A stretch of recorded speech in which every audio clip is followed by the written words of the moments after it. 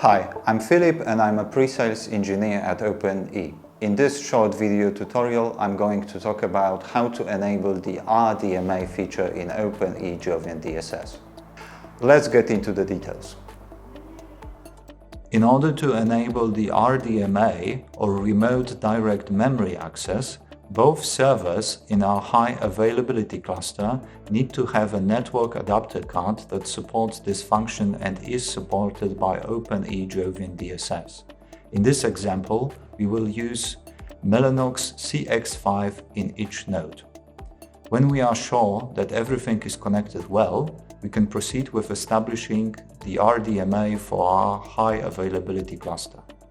Open-E JovianDSS has a step-by-step guide to enable this function in our text user interface.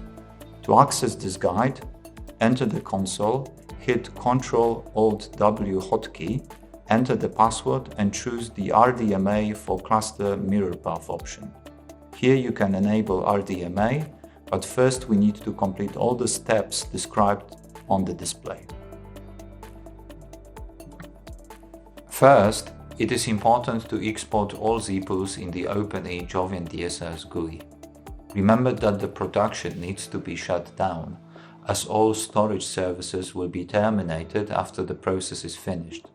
To do that, enter Storage on the left, click the Options button of the Zippo, and click the Export Zippo option. Confirm the action by typing Expert. If there is more than one Zippo, it is important to do that for all of them. After that, we have to disable the mirror path in the failover settings. Enter the settings from the menu on the left, scroll down to find the mirror path configured for your cluster, and press the Remove button.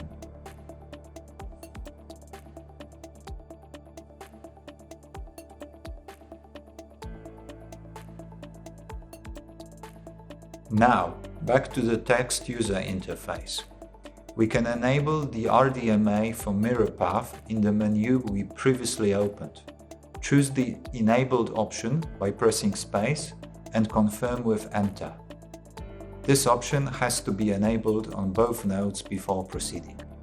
With all the preparation done, it is time to create a new mirror path with RDMA enabled. Enter the failover settings from the menu on the left and scroll down until you see Remote Disks Mirroring Paths for Cluster over Ethernet.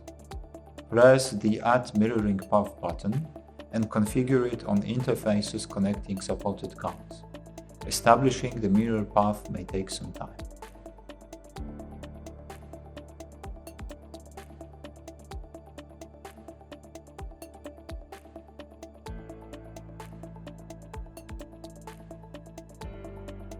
You can monitor the process on both nodes.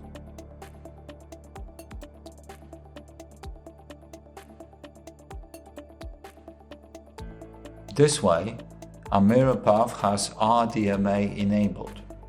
Go to Storage to access your Zippos. If any of your Zippos are not visible, press Risken.